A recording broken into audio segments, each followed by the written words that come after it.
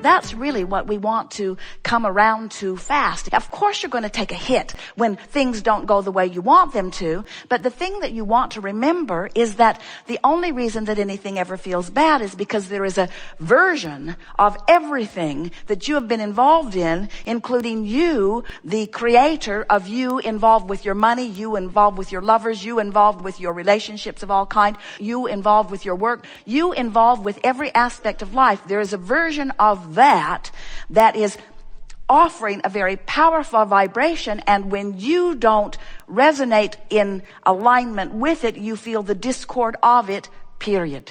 It's never about a table broken. It's only, always, only, always, only, always, ever, always, only, ever, always. It is always, always, always, always, always, always, always about your vibrational relationship with who you are, period. That's all. That's all.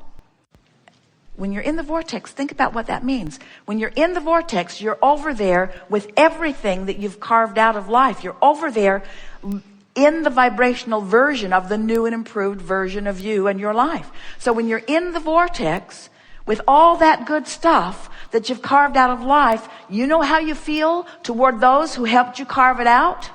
Thanks. Thanks. Because if it weren't for the trouble you caused, I would not be standing here. But when you're not standing here, when you're standing over here, damn you for the trouble you've caused. Feel the difference? When we say make peace with it, we really mean you got to get into the vortex before you can make peace with it, because nobody's going to make peace with something when you're out there on that raw and ragged edge. But when you get into the vortex, then you feel it, and you know that, don't you? After the fact, don't you often find yourself experiencing something and really feeling satisfaction and appreciation for everyone involved in putting you where you now are? But before you got to where you now are, you cursed every one of them for their role in your troubled life, you see. So that really is what you're reaching for. You want to make peace with it. We were giving something similar to a woman a few years ago, although we did not have the vortex terminology. It was not nearly as clear and succinct a presentation. Same basic principles, but she wasn't having any of it. And we said, if you could just get into the mode of appreciating, we suggested that she buy a notebook and make a list of positive aspects about her ex-husband. She said, Abraham, you must have misunderstood me. I don't want to get back together with him. I don't even want to have lunch with him. And we said, we're not trying to get you back together with him. We're trying to get you back together with you. And you can't get back together with you, the new and expanded version of you, as long as you're still focusing on all of that. You just can't do it.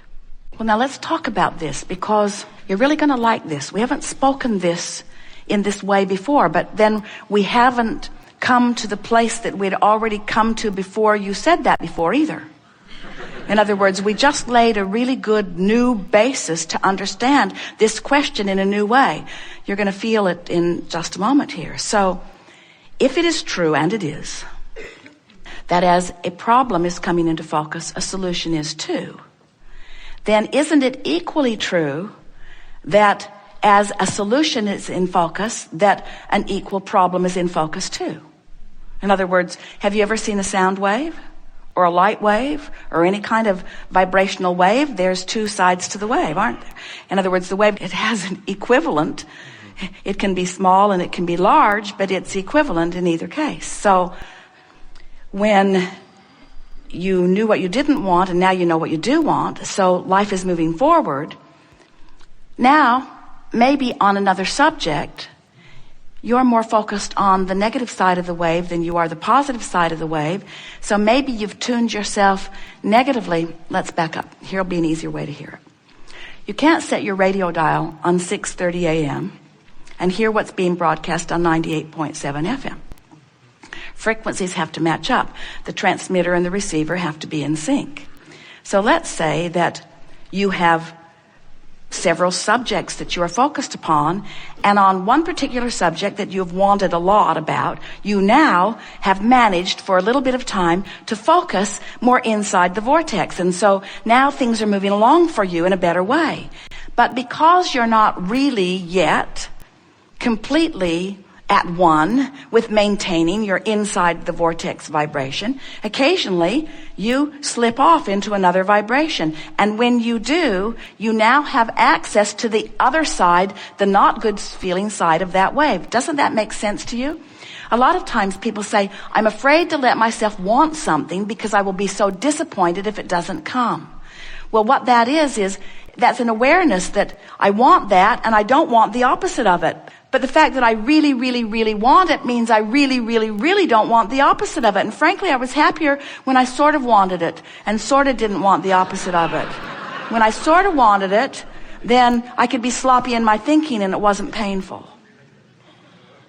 But now I really want it. When I'm sloppy with my thinking, it's painful. And that's what makes people say, I'm waiting for the other shoe to drop.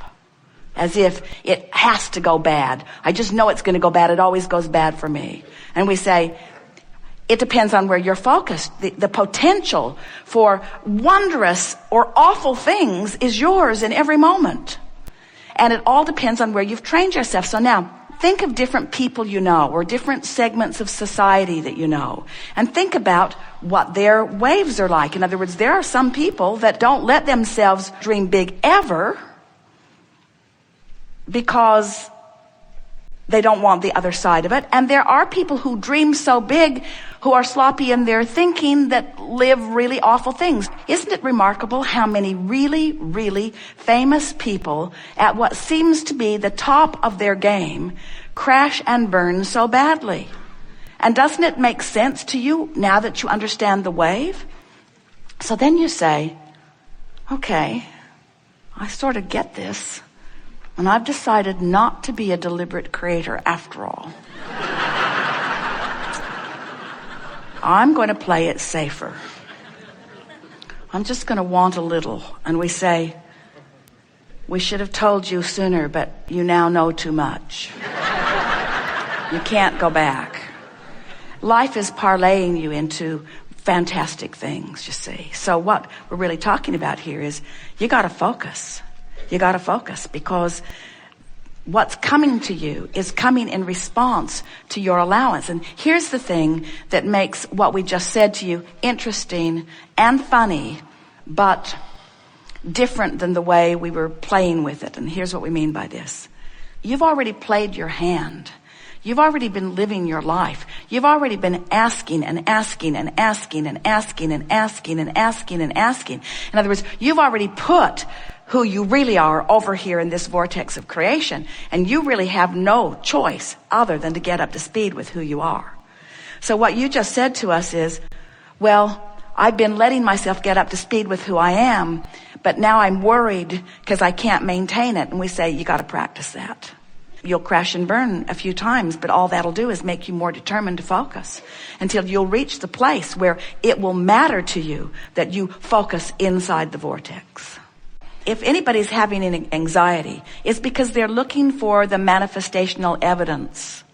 And this is a really good idea for you to hold relative to where you're at. This is the precise piece that will soothe this for you. This vortex of creation, it's the vibrational foundation for all of the good that manifests. And when you have full view of it, that's when you feel utter faith, because that faith is knowledge in something not yet seen. And the reason you can't see it is because it's pre-manifested. But there is so much that is wonderful that is pre-manifested that you can feel. Did you get that? Now, for somebody outside the vortex, what they heard us just say was, you have to trust us, and we've just got a different version of the fairy tale for you. And so we can understand why from outside the vortex, skepticism and cynicism and pessimism would be something that you are feeling. But if you can accept the reality of this vortex of creation, and you can realize that when your friends and family and well-wishers are coming to you, you can't give them the evidence yet, but you can give them your emotional, vibrational version of it. And so what they're reaching for from you is your feeling of elation, your feeling of optimism, your feeling of knowing. Have you ever been part of something where there was a leader who knew even before there was manifestation, and that leader just knew so clearly that you knew too, and couldn't you ride the current of that knowing? And weren't there always those naysayers who couldn't see it and couldn't feel it, who were determined that it wasn't going to come to be? But because someone knew, and because you knew they knew, then you knew a little too? That's the best that you can do for those people, because almost everybody is demanding. That's why science and medicine moves slowly forward, is because they need to see it before they believe it. And that's backwards. You got to believe it before you can see it. You have to believe it in order to get in the vortex, and you've got to get in the vortex before you can see it, before you can rendezvous with the circumstances and events that are going to bring the manifestation of it about, you see. It's really interesting. This reality that humans claim and cling to is such an arbitrary thing. You are billions of people with billions of different perspectives of life experience, literally creating billions of different worlds, and yet pretending that it's all one big world that you're all sharing equally. And it's not even close to that, you see. You are on these vibrational islands with law of attraction spinning on your individual vortices, giving you exactly what you are a vibrational match to. So the first thing that we would say to you is, if we were standing in your physical shoes, would leave them all out of the equation, well-wishers or not. Because if you need to prove to them what they need to see, then they've got you focused outside the vortex, and that's why you feel a diminishment of your joy. So somehow you have to convince them that you're onto something, and you know you're onto something. We know that they are well-meaning, and we know that you know that they are well-meaning. We're just saying, you got to do what's easiest to keep you focused in the vortex. So if someone says, how you doing? You say, tuning my frequency. You say, well, how's it coming? Great, I feel great. What have you got to show for it? Joy. Well, what else you got to show for it? Vitality, clarity. What else you got to show for it? All that you're doing, what do you have to show for the work that you've been doing? Enthusiasm, life, passion. That all? And what they're really saying to you, don't you think paying this price of joy is too great?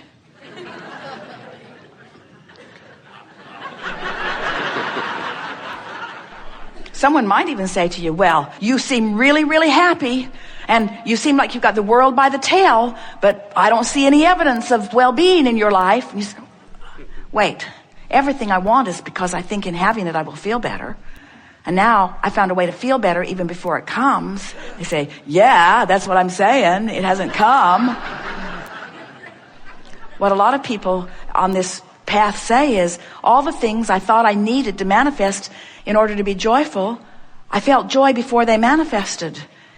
But then they manifested. In other words, they can't not come.